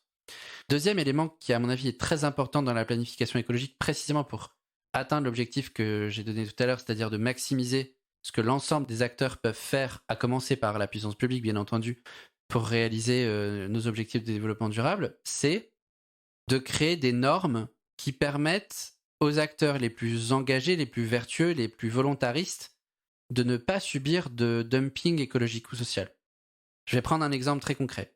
Aujourd'hui, il n'y a pas de standard législatif, normatif, sur la façon de faire un bilan carbone. Ok. Il y a plein de méthodologies qui existent, mais juridiquement, on n'a pas de définition de ce qu'est un bilan carbone, de la même manière qu'on a la définition de ce que c'est un bilan comptable, et qui est opposable en droit. On n'a pas non plus de comptable carbone.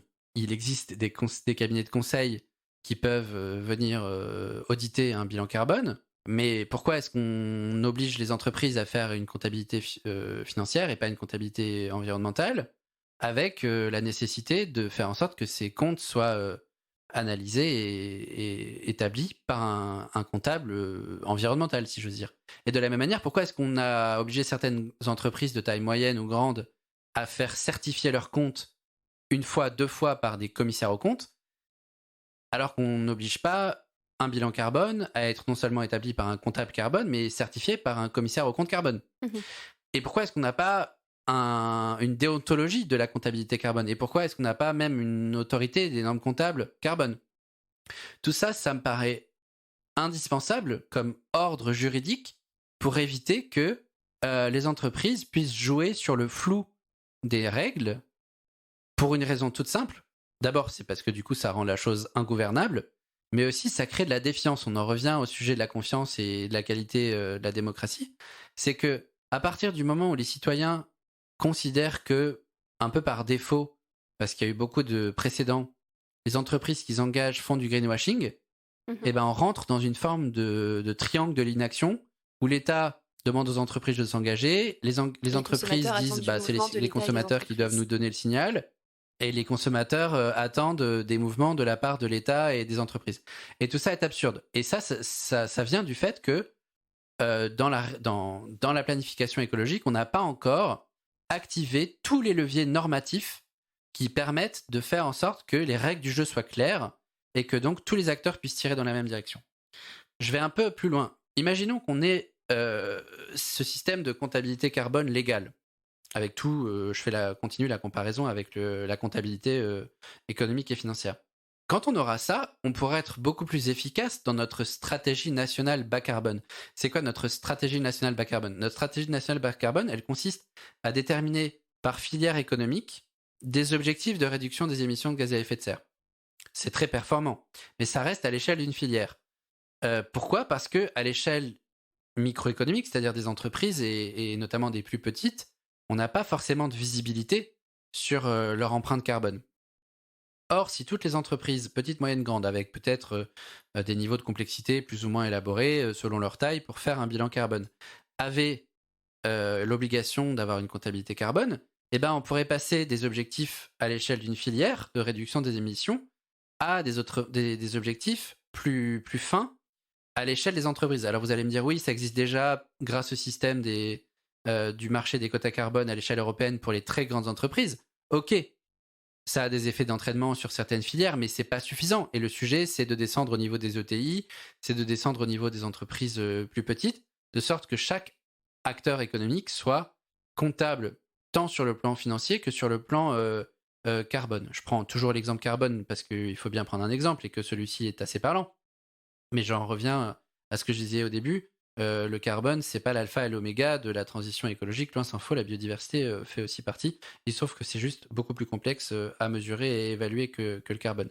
Donc la planification écologique, si elle se donne pour objectif de maximiser la capacité de chacun des acteurs à apporter sa contribution, elle doit créer les standards, les normes dans lesquelles on peut rendre tout ça mesurable et piloter tout ça. Et piloter tout ça, ça suppose qu'une fois qu'on a défini des objectifs par filière, voire par entreprise, de réduction des émissions de gaz à effet de serre, si on a la donnée et qu'elle est rendue publique, qu'elle est vérifiée comme on a un bilan comptable, eh ben on est aussi capable de pouvoir agir sur la réalité par ce qu'on appelle la régulation économique, c'est-à-dire la police administrative. Je vais vous donner un exemple, puisque moi je viens du monde de la régulation financière. Si une banque prend trop de risques aux yeux des normes prudentielles, c'est comme ça qu'on appelle ça, avec votre argent, si elle fait des prêts à des acteurs économiques qui sont insolvables ou si elle prend des positions de marché qui sont trop spéculatives, eh bien, le régulateur financier, qui est capable de mesurer ce niveau de risque, peut aller les sanctionner ou leur dire, vous prenez trop de risques, vous allez devoir vous prémunir de façon beaucoup plus efficace contre ces risques. Et ça augmente le coût de la prise de risque. Si on avait une comptabilité carbone, eh bien, on pourrait aussi avoir une police administrative qui, au moins au niveau des entreprises, pourrait dire, ben voilà, vous êtes trop émissive et vous avez annoncé une trajectoire de neutralité carbone à horizon 2050, mais à l'aune de votre bilan carbone chaque année, elle est visiblement pas crédible. Et puisqu'elle n'est pas crédible, on va vous demander d'investir plus pour pouvoir la réaliser, ou alors on va peut-être vous sanctionner pour pouvoir, parce que vous avez présenté une stratégie de réduction des émissions de gaz à effet de serre qui est juste pas crédible, et donc vous mentez en fait à vos clients, à vos fournisseurs, à vos investisseurs, à votre public. Donc à partir du moment où on crée un système de droit qui permet de compter les choses, on peut créer un système d'équité entre les acteurs, on peut créer un système de pilotage politique de la transition, et on peut créer un système normatif qui impose aux acteurs qui doivent s'engager de devoir répondre, rendre des comptes de la réalité de leurs engagements. Et pour moi, tout ça est essentiel, et ça se complète assez bien avec des mesures très concrètes de transformation de la gouvernance des entreprises. Pour moi, c'est un impératif catégorique que l'entreprise moderne, contemporaine, celle qui veut vraiment être dans la décennie de l'action, comme on dit aux Nations Unies, fasse en sorte que, au plus haut niveau de sa gouvernance, on s'engage en matière de transition. Est-ce que là, ça fait écho à des travaux sur la loi Pacte, notamment? Par exemple, quand on a créé la loi Pacte et qu'on a rendu possible le fait d'adopter une raison d'être pour donner un sens sociétal et environnemental à l'existence des entreprises qui allaient au-delà de la génération de profit, c'est un premier élément. Mais au-delà de ça, moi je parle vraiment de gouvernance, c'est-à-dire autour de l'objet social, s'assurer que dans les instances dirigeantes, c'est-à-dire l'Assemblée générale, quand il y a des actionnaires, le conseil d'administration, le comité exécutif, dans au moins ces trois instances-là, il y ait de façon obligatoire des dirigeants qui sont responsables et comptables au sens juridique du terme de la réalisation d'objectifs de transition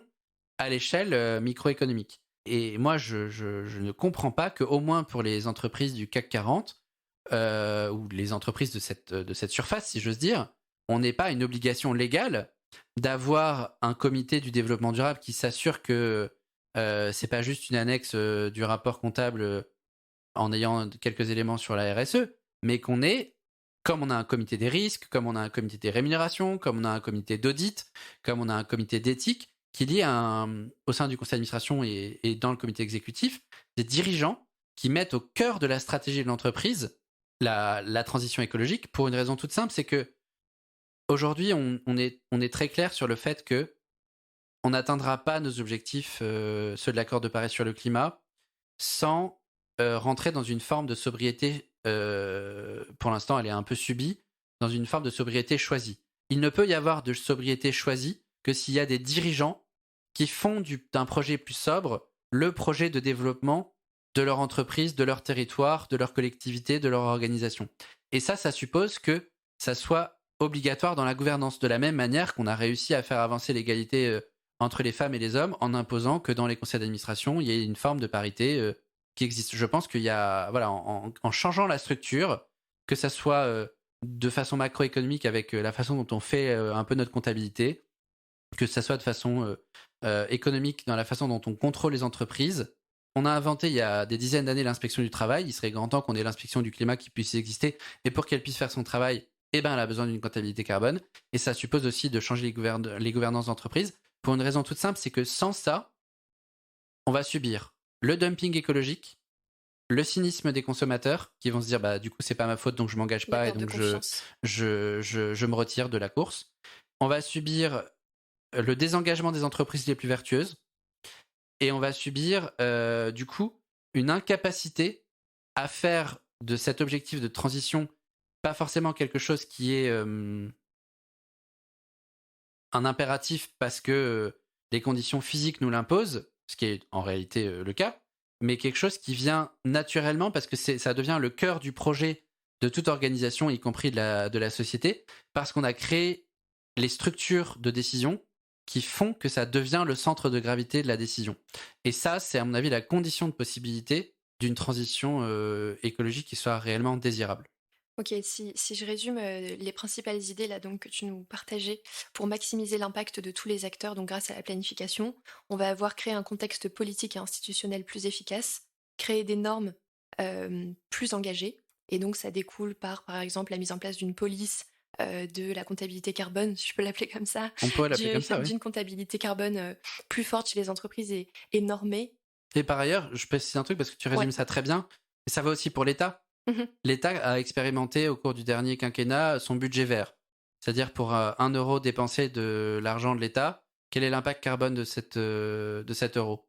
Eh ben, il est temps de passer de l'expérimentation à le projet de loi de finances. Il est étudié en matière d'impact financier, d'efficacité des politiques publiques et d'impact carbone. Et ça, c'est un changement de paradigme aussi dans la façon dont on fait les finances publiques. Ça suppose une transformation de la loi organique des lois de finances. Ça, c'est un élément central de la planification écologique parce que pour l'instant, tout repose sur le fait qu'une personne a été nommée à Matignon pour y parvenir et quelqu'un qui est tout à fait capable d'y parvenir parce que c'est quelqu'un qui a une expérience politique absolument extraordinaire et qui s'est très bien entouré pour le faire, Madame Borne. Mais tout ça ne peut pas reposer sur une nomination individuelle. Tout ça doit s'ancrer dans des institutions qui vont faire que chaque acteur va pouvoir légitimement et sans risque contribuer au maximum à la transition. Ouais, j'entends bien le côté ruissellement en fait, à tous les niveaux.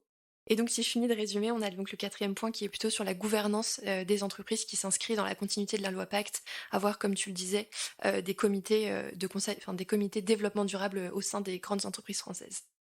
Sur la planification toujours, comment on fait pour s'inscrire dans un temps long? Je sais pas si tu as entendu parler de la tragédie des horizons, mais on a un système politique qui est basé sur un quinquennat. Comment on fait, et je vais pas rentrer dans le détail de toutes les autres instances, comment on fait pour faire en sorte que cette planification, elle puisse s'inscrire dans la durée et qu'on ne soit pas bloqué aux prochaines élections avec un projet arrêté et quelque part tout ce qu'on a mis en place qui s'arrête d'un coup? C'est une question qui est terriblement difficile parce que passer un long moment à expliquer à quel point je croyais en la démocratie et donc en l'alternance démocratique. Et en même temps, la planification, comme tu l'as très justement dit, ça suppose de dessiner une trajectoire sur le temps long.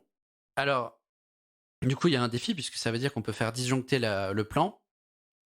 Et pour moi, ça suppose donc 2 caractéristiques particulières de la planification écologique qui ne sont pas des renoncements à la démocratie et donc à la possibilité d'une alternance. Mais ça suppose, un consensus de faire la planification écologique en investissant massivement dans la création du consensus. C'est-à-dire de convaincre à toutes les échelles? À toutes les échelles, dans tous les secteurs. Tous ensemble dans cette planification? Absolument. Il y a un vrai travail de fabrique du consensus autour du plan. C'est-à-dire c'est tout l'inverse de la planification stalinienne pour moi. Tout à l'heure, je parlais de tout un tas de régimes, d'institutions politiques qu'il faut créer pour que chacun puisse contribuer. Mais pour que chacun puisse contribuer, chacun doit avoir envie de contribuer, il faut des objectifs clairs, mais il faut surtout un pilotage politique qui implique les acteurs pour leur donner envie de contribuer. Et donc de forger un consensus sur les objectifs. Et ça, je pense que c'est en train de se faire. J'espère que ça va marcher. Je pense que la meilleure façon de rendre la planification écologique waterproof par rapport à la tragédie des horizons, c'est d'abord de la forger dans un consensus démocratique maximal. Deuxième caractéristique, qui à mon avis est assez contre-intuitive, je pense que la planification écologique doit, je l'ai dit tout à l'heure, être fondée sur des institutions qui permettent à chaque acteur de contribuer à des objectifs parce qu'on évite le dumping, on a la gouvernance qui permet de s'engager, etc. Mais aussi, pas seulement sur des institutions, mais sur des modes de gouvernement qui sont différents. C'est-à-dire en anglais, on dirait des micro-feedback loops, des boucles de rétroaction courtes, Ouais. où on peut se dire, voilà, notre objectif à 2030, à 2040, à 2050, c'est ça. L'indicateur de mesure, c'est celui-ci. Et on fait un point très régulier sur comment est-ce qu'on avance ou on recule sur cet objectif avec les acteurs critiques qui sont déterminants sur la trajectoire de cet objectif-là, par exemple sur la Tu peux nous gestion prendre un durable. exemple concret pour Ouais, le exactement. pour le Par exemple, micro-feedback loops, je vais y arriver. dans la planification écologique, on pourrait fixer, par exemple, je crois que ça a été le cas, un objectif sur la gestion durable des ressources et notamment de l'eau. On a vu cet été avec les problèmes de sécheresse que c'était un problème majeur qui, a priori, va faire que s'aggraver. La gestion de l'eau, c'est pas que l'État qui décide par une loi comment on doit gérer l'eau. C'est beaucoup d'acteurs qui sont concernés, les agriculteurs qui consomment de l'eau en fonction de la météo et donc des récoltes qu'ils doivent réaliser, des semis qu'ils doivent faire. Ça dépend des citoyens qui consomment de l'eau, ça dépend des autres entreprises qui consomment de l'eau, ça dépend des collectivités qui gèrent la distribution et le retraitement des eaux usées, et ça dépend des acteurs économiques qui ont créé les capacités, les systèmes, les services et les infrastructures pour distribuer et retraiter l'eau. Quand on se fixe comme objectif d'améliorer notre gestion durable de l'eau, de la rendre plus durable et de mieux gérer les stocks, dans un contexte où par ailleurs le cycle de l'eau est en train de complètement dégénérer à cause des dérèglements climatiques.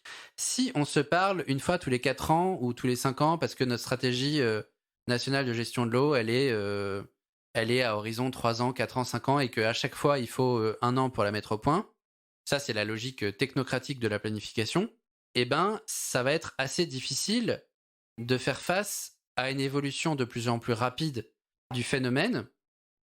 Et voilà. Et donc, ce que j'appelle des petites boucles de rétroaction qui permettent de mieux gérer de mieux suivre le plan, c'est d'avoir une méthode un peu plus agile de concertation avec les acteurs principaux, eux-mêmes avec des acteurs peut-être subsidiaires, de sorte qu'on puisse, de façon beaucoup plus régulière, faire le point, suivre le sujet avec des tableaux de bord beaucoup plus collaboratifs et partagés, avec de la donnée qui soit mise au bien commun, c'est-à-dire qui soit partagée avec tous les acteurs qui sont critiques dans la gestion du cycle de l'eau, de l'échelle locale à l'échelle nationale, dans le secteur public et dans le secteur privé, de sorte que on puisse prendre des décisions au fil de l'eau, pardonnez-moi le mauvais jeu de mots, et qu'on évite d'avoir un système un peu ossifié, alors que la gravité et la fréquence du problème de la gestion de l'eau va ne faire qu'augmenter du fait des dérèglements climatiques.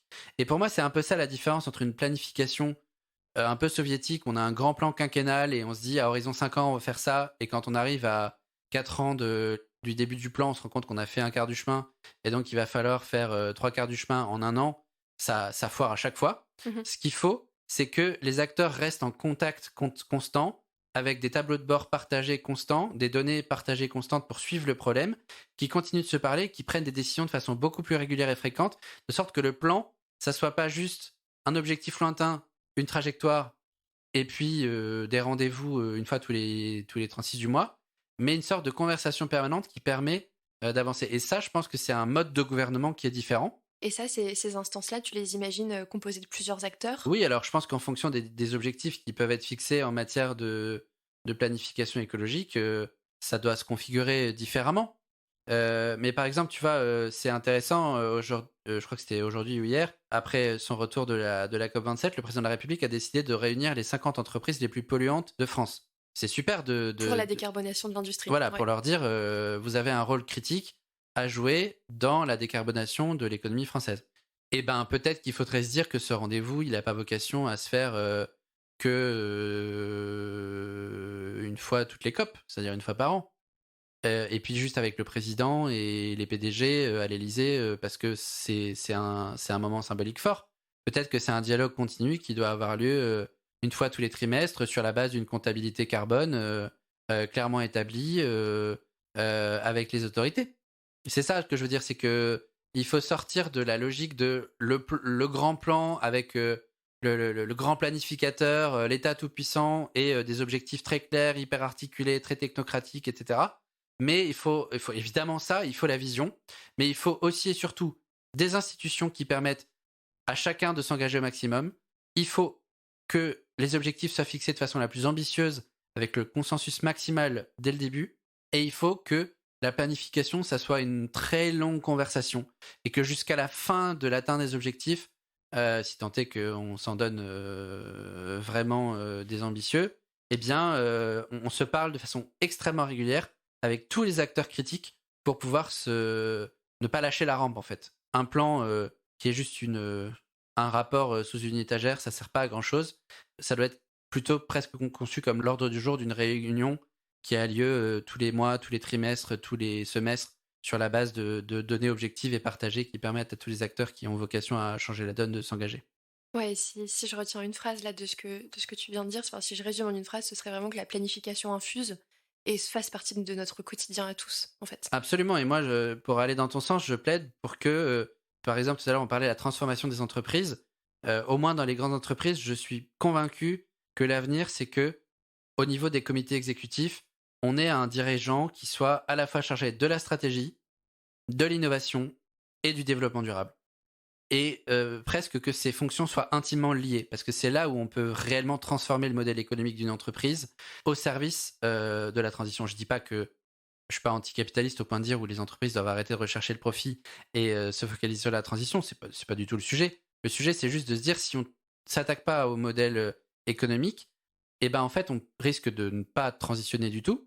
Donc, il faut créer ça. Et si tous les directeurs du développement durable avaient à la fois la main sur la stratégie et l'innovation, et s'ils étaient en dialogue constant avec les pouvoirs publics, et on fait ça, par exemple, à l'échelle des 50, 150, 500, les plus grosses entreprises françaises, eh ben, je pense que ça sera peut-être un peu plus facile de piloter la transition, c'est-à-dire juste de ne pas faire un effet d'annonce avec un grand plan, des objectifs à 2030, et puis advienne que pourra en fonction de savoir si l'Assemblée nationale est dissoute entre-temps. Non, le sujet, c'est comment est-ce que dans la durée, on crée les conditions pour que le dialogue soit mature dans la durée et régulier. Qu'importe l'alternance démocratique, parce qu'elle viendra de toute façon changer les paramètres de la donne, mais on a créé les infrastructures dans lesquelles ça peut durer. Et ça vaut à l'échelle politique et à l'échelle des entreprises, dans la gouvernance des entreprises, avec cette fonction-là qui permettrait à toutes les entreprises d'être pleinement actrices de cette planification en tant que telle. C'est assez marrant ce que tu dis parce qu'effectivement, nous, chez Steam, on s'aperçoit que quand on a la stratégie, l'innovation et le développement durable embarqués, eh ben, c'est à ce moment-là en fait qu'on peut faire des transformations assez fortes dans les entreprises, aller chercher des nouveaux business models qui vont pas du tout être en phase avec le business model ancestral. Et c'est à ce moment-là qu'il se passe des grandes choses Bien en sûr. fait.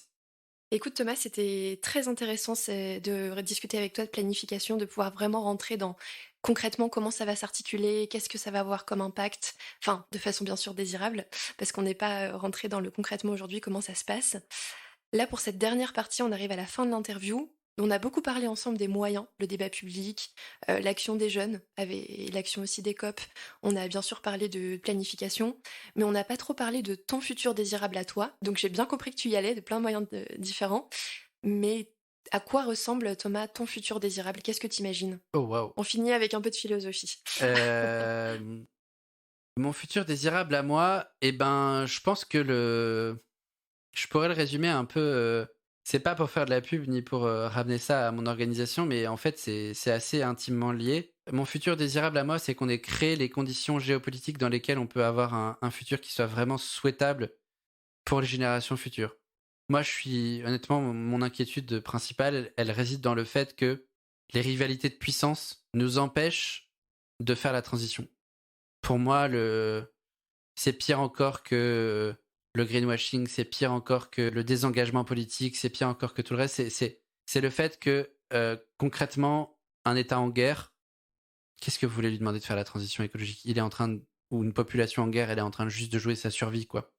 Et j'ai de plus en plus la crainte que ça soit ça notre premier frein. Et comme les dérèglements climatiques mal gérés vont être eux-mêmes générateurs de conflits, eh bien en fait, il va y avoir de l'huile sur le feu constamment. Et ça, je dois avouer que du coup, mon futur désirable à moi, c'est un peu du wishful thinking ce que je suis en train de dire, mais c'est qu'on arrive à créer d'une manière ou d'une autre, que ça soit formel ou informel, dans des formats gouvernementaux ou non gouvernementaux, des espaces dans lesquels on peut préserver la paix pour pouvoir accélérer sur la transition écologique. Faute de quoi, j'ai un peu l'impression qu'on va vivre Game of Thrones, mais sauf qu'on n'aura pas Daenerys Targaryen et Monsieur Stark pour nous aider avec un dragon à la fin. Et c'est un peu ça le sujet de cette série, qui est d'ailleurs assez passionnante sur la métaphore de ce qui nous arrive, c'est qu'on est en train de se battre pour des choses futiles alors que la menace du péril climatique, elle est bien plus grave. Donc mon futur désirable à moi, c'est un futur où l'humanité, les décideurs politiques prennent conscience du caractère totalement dérisoire de la puissance ou du désir de puissance, de cette forme de vanité géopolitique face à une planète qui de toute façon deviendra invivable pour n'importe qui si on s'attaque pas tous ensemble au défi.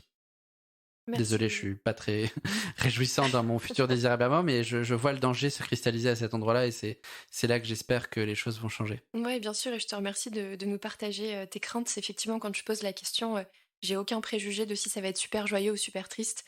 Bien sûr, il y a le côté désirable qui porte un peu vers une projection lointaine et qui donne envie. Mais en tout cas, j'entends très bien tes craintes et elles sont totalement légitimes.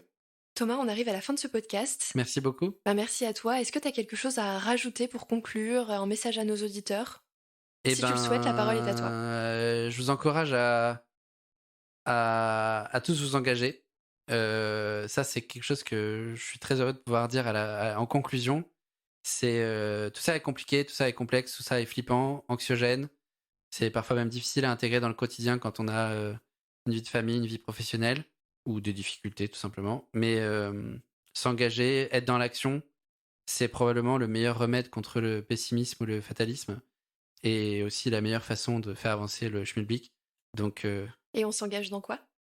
Chacun choisit, on peut être dans une association, dans un syndicat, dans un parti politique, dans une entreprise. L'entrepreneuriat au service de la transition, ça existe aussi. Il y a de très beaux exemples dans ce domaine-là. Il y a 1001 façons de s'engager et chacun choisit ce qui lui convient le mieux, ce qui lui correspond le mieux. Il y a juste quelque chose qu'il ne faut pas perdre de vue, c'est que quelle que soit la forme de l'engagement, qu'il soit associatif, syndical, familial, même simplement bien s'occuper de sa famille, c'est un engagement en soi, entrepreneurial, tout ça est politique. On contribue chacun à sa manière au bien commun et c'est ça qui fait changer les lignes. Merci beaucoup Thomas. Merci. C'est déjà la fin de cet épisode. Merci d'avoir écouté jusqu'au bout. Vous trouverez toutes les références dans la description du podcast et sur le site de Steamshift. À très vite dans un prochain épisode.